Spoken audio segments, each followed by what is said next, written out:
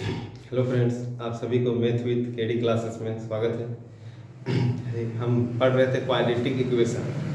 कल हमने इंट्रोडक्शन किया था क्वाड्रेटिक इक्वेशन का। आज हम उसके इम्पोर्टेंस क्वेश्चन करेंगे जो प्रीवियस ईयर्स में आ चुका है। चलिए, जो कल पढ़े थे उसको समरी में, छोटा समरी में, ब्रीफ में समझते हैं और फिर से क्वेश्चन करते हैं।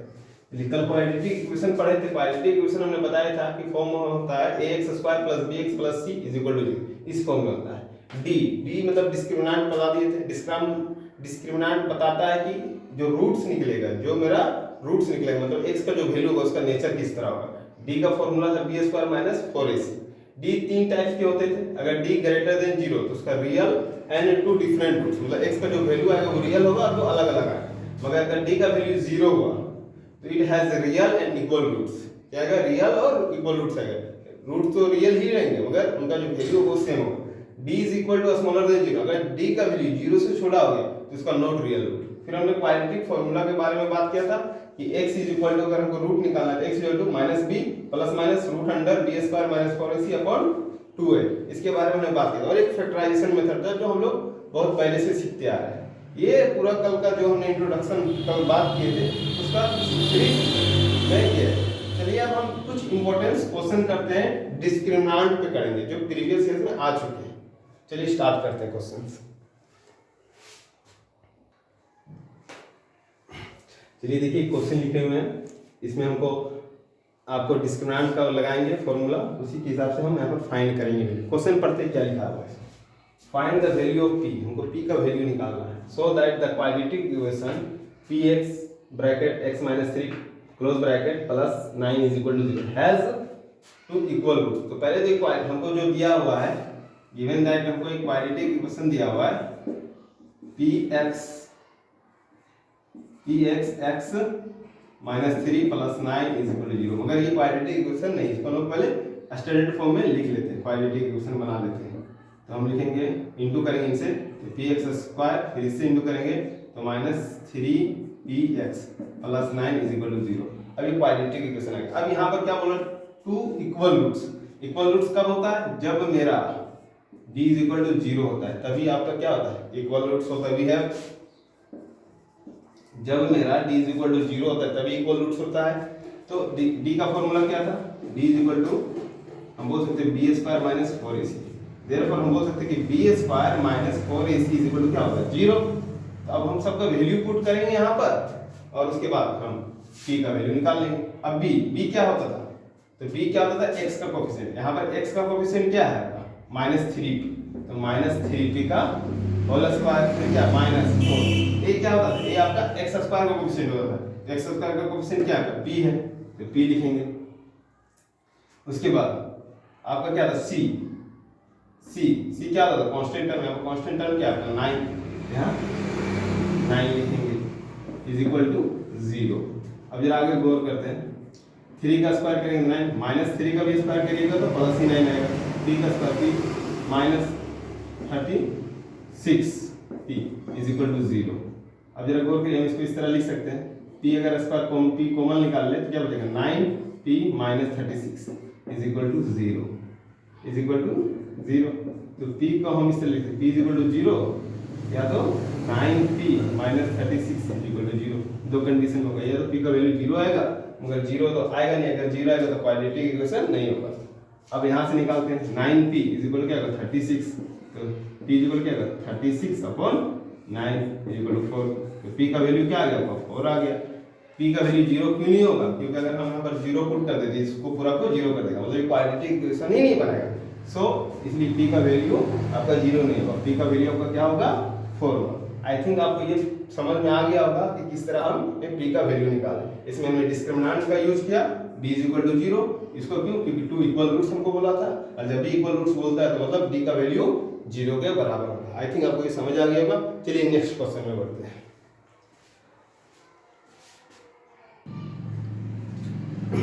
चलिए आगे फिर ये क्वेश्चन लिखा हुआ है, तो पढ़ते हैं क्या निकालने बोल रहा है, देखते हैं। Find the value of k का वैल्यू निकालने बोला। फिर विच ऑफ द इक्वेशन हमको दे दिया है quadratic equation has a real and equal root. फिर रियल एंड इक्वल रूट दिया, मतलब d = क्या आपको लेना है? 0 लेना है। और बनाना है। तो पहले क्वाड्रेटिक इक्वेशन लिख लेते हैं जो हमको दिया हुआ है, given that x square plus k bracket 2x plus k minus 1 plus 2 equal to 0। तो पहले इसको स्टैंडर्ड फॉर्म में लिख लेते हैं हम लोग, x स्क्वायर k को इसे इंटू करेंगे तो 2x हो जाएगा, फिर इसको इनसे करेंगे k स्क्वायर हो जाएगा minus k plus 2 equal to 0। ठीक है, अब यहाँ पर a लिख लेते हैं। a क्या होगा, कुछ नहीं तो 1, b क्या होगा 2k, क्योंकि b क्या होता है x का कोएफिशिएंट, x का कोएफिशिएंट क्या है 2k, और प्लस c क्या होगा, ये पूरा आपका c हो जाएगा। c क्या हो जाएगा a square minus k plus 2, ये आपका पूरा c हो जाएगा। इसी इसको हमने स्टैंडर्ड फॉर्म में लिखा ताकि आसानी से टूट जाए। अब हमको जो दिया हुआ है वी है, हमको बोला है कि d इज इक्वल टू क्या बोलते हैं 0, बोला तो है ना, रियल एंड इक्वल मतलब डिस्क्रिमिनेंट किसके बराबर होगा 0 के, और जिसका मतलब b square minus 4ac is equal to 0। b का वैल्यू क्या है 2k, मतलब 2k का स्क्वायर माइनस, अब 4 a का वैल्यू क्या है 1, और c का वैल्यू तो हमने यहाँ निकाल के रखा है k square minus k plus 2 is equal to 0। अब देखिए कितना इजी बन गया, 2 का स्क्वायर क्या हो जाएगा 4k स्क्वायर, फिर देखिए माइनस 4 को इसे इंटू करेंगे माइनस 4k स्क्वायर, फिर माइनस 4 को माइनस k से करेंगे तो प्लस 4k, फिर माइनस 4 को प्लस 2 से करेंगे तो माइनस 8 इज इक्वल टू 0। कुछ नहीं छूटा। अब देखिए प्लस में ये माइनस में कट जाएगा, अब आपके पास बच क्या गया 4k minus 8 is equal to 0, मतलब k is equal to 8/4। k का वैल्यू कितना आ गया 2। इजी क्वेश्चन था, आई थिंक आपको समझ में बहुत अच्छे तरीके से आ गया होगा क्वेश्चन। इस तरह हम k का फाइंड, इस सारा क्वेश्चन प्रीवियस ईयर्स का है, जो डिस्क्रिमिनेंट में जिस टाइप का क्वेश्चन पूछा हुआ है हर साल इस डिस्क्रिमिनेंट से क्वेश्चन पूछा जाता है और इस बार भी पूछा जाएगा। तो आई थिंक आपको क्वेश्चन समझ में आ गया होगा। चलिए नेक्स्ट क्वेश्चन की ओर।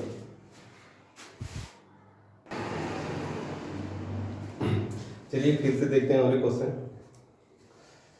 Find the value of p, इसमें p का वैल्यू निकालना है, फॉर व्हिच वन रूट, कह रहा है वन रूट, x का 2 वैल्यू निकलेगा, तो x के वैल्यू को हम लोग रूट बोलते हैं। कहता है x का पहला value of the quadratic equation px square minus 14x plus 8 equal 0 is 6 time the other, x का जो वैल्यू आएगा उससे अदर है। तो जो गिवन है हमको क्वाड्रेटिक इक्वेशन पहले लिख लेते हैं। गिवन दैट हमको क्वाड्रेटिक इक्वेशन दिया हुआ है px square minus 14x plus 8 is equal to 0। हम लेट कर लेते हैं, लेट मान लेते हैं फर्स्ट रूट, क्या मान लेते हैं फर्स्ट रूट जो है मेरा रूट इज इक्वल टू मान लेते हैं अल्फा, और सेकंड जो रूट होगा वो जो सेकंड रूट होगा क्या बोला कि फर्स्ट रूट से या सेकंड रूट जिसको भी मानिए उसको कोई दिक्कत नहीं, सेकंड रूट को 6 अल्फा मानिए क्योंकि 6 टाइम बोलना है हमको।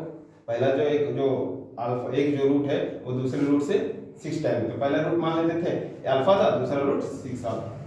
अब इसको हमको बनाना है। देखिए हमने क्वाड्रेटिक पॉलिनोमियल में क्या पढ़ा था सम ऑफ जीरोस, याद आ रहा है सम of zeros.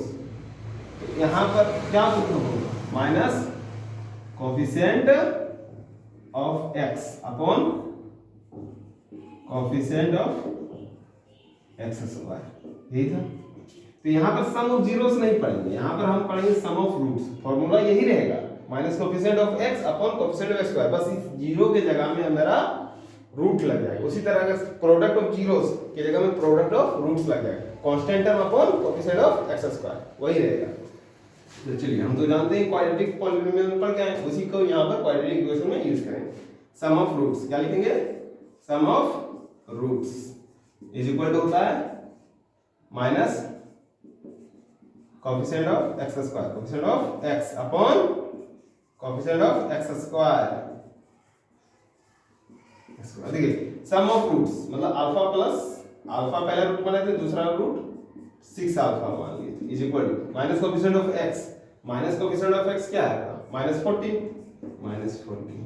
Upon coefficient of x का क्या p, यहाँ पर अल्फा कितना हो गया 7 अल्फा इज इक्वल क्या आ गया माइनस 14 अपॉन p, ये आपका आ गया। अब देखिए 7 कटेगा से इसको काट देते 2 बार में, मतलब अल्फा इज इक्वल क्या आएगा माइनस 2 अपॉन p।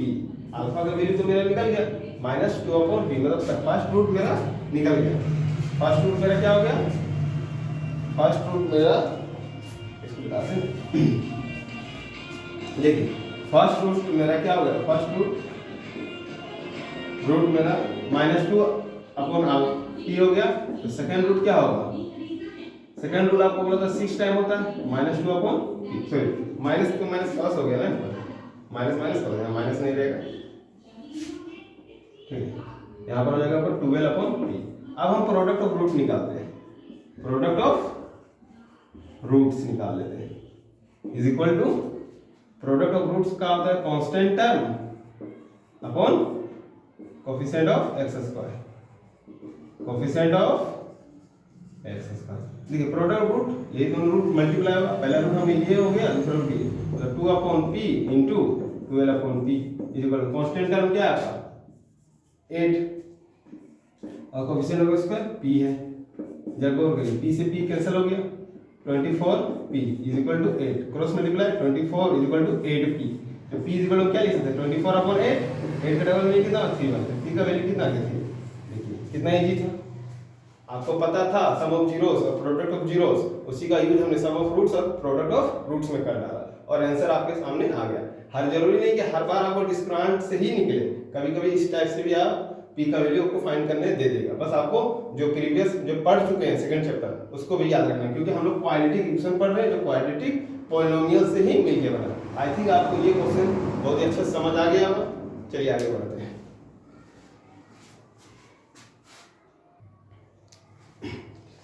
तो आज के लिए बस हम इतने ही रहने देंगे, अगले वीडियो में हम और भी प्रीवियस ईयर के जो आए हुए क्वेश्चंस हैं उसका बारे में बात करेंगे। आज डिस्क्रिमिनेंट के जिस टाइप के क्वेश्चन पूछे जाते हैं और पूछे जा सकते हैं उस टाइप का, और जो एक सम ऑफ रूट्स या प्रोडक्ट ऑफ रूट्स से जो क्वेश्चन पूछा जा सकता है उस टाइप का क्वेश्चन हमने किया।